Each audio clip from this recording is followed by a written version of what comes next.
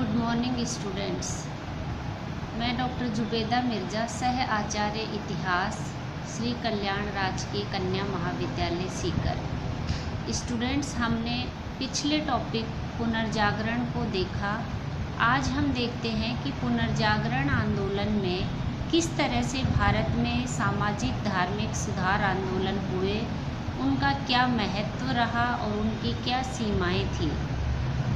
पाश्चात्य शिक्षा तथा यूरोप की पुनर्जागरणवादी मान्यताओं के प्रचार से भारतीय बुद्धिजीवी वर्ग में भी तर्कवाद तथा मानवतावादी प्रवृत्ति का प्रसार हुआ और उन्होंने सामाजिक कुरीतियों पर प्रहार करना शुरू किया। चूँकि भारतीय समाज की अधिकांश कुरीतियाँ धार्मिक अंधविश्वास से जुड़ी थी, इसलिए मानवतावाद पर आधारित यह आंदोलन भारत में सामाजिक धार्मिक आंदोलन के रूप में उभरा। सामाजिक धार्मिक सुधार आंदोलन का महत्व।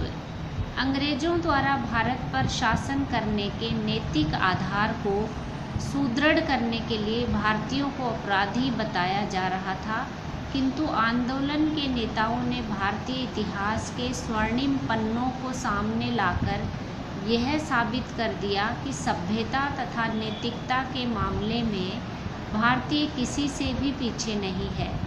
इससे भारतीयों के आत्मसम्मान तथा आत्मविश्वास में वृद्धि हुई। आत्मसम्मान की यही भावना आगे चलकर राष्ट्रवादी तथा स्वतंत्रतावादी विचारों के रूप में भारतीय स्वतंत्रता संग्राम को प्रोत्साहित करती रही। मानवतावाद पर बल दिए जाने के कारण धर्म तथा जातिगत आधार पर विभेद तथा छुआछूत की भावना में कमी आई और एकता की भावना में वृद्धि हुई। सामाजिक धार्मिक विश्वासों को तोड़ने के लिए शिक्षा पर बल दिया जाने से देश में पत्र पत्रिकाओं का प्रसार हुआ और जन सामान्य की जागरूकता में वृद्धि हुई। इस आंदोलन के प्रणेता यह मानते थे कि जिस देश में महिलाएं उपेक्षित हो, वह देश सभ्यता के क्षेत्र में कभी भी उल्लेखनीय प्रगति नहीं कर सकता। अतः महिलाओं की स्थिति में सुधार के व्यापक प्रयास किए गए। इसके परिणाम स्वरूप 1829 में सती प्रथा को गैर कानूनी बना दिया गया तथा विद्यासागर के प्रयासों से हिंदू विधवाओं के पुनर्विवाह हेतु 1856 में अधिनियम का निर्माण किया गया। साथ ही बाल विवाह का विरोध करते हुए महिला शिक्षा को बढ़ावा दिया गया। अब हम देखते हैं कि इस आंदोलन की क्या सीमाएं थीं। सामाजिक धार्मिक सुधार आंदोलन मुख्यतः नगरीय समाज की आवश्यकताओं से ही संचालित हुआ तथा देश के गांवों और किसानों तथा शहरों के गरीब लोगों तक पहुंच नहीं हो पाने के कारण आंदोलन का सामाजिक आधार व्यापक नहीं हो पाया। इसके अलावा अतीत की महानता पर अत्यधिक बल दिए जाने से सहज तार्किकता प्रभावित हुई। सामाजिक धार्मिक आंदोलन में मुख्यतः कर्मकांडों के ऊपर ही प्रहार किया गया, जबकि इसमें गरीबी तथा बेरोजगारी जैसे समस्या के समाधान के प्रयासों का अभाव है। ये समाज की सबसे बड़ी समस्याओं में शामिल थे। इसके अलावा संस्कृति के कई क्षेत्रों जैसे स्थापत्य, संगीत, चित्रकला, मूर्तिकला आदि पर पर्याप्त ध्यान नहीं दिया गया। आंदोलन की एक सीमा यह थी कि यह आंदोलन भी स्वार्थवादी रुझानों से ऊपर नहीं उठ पाया।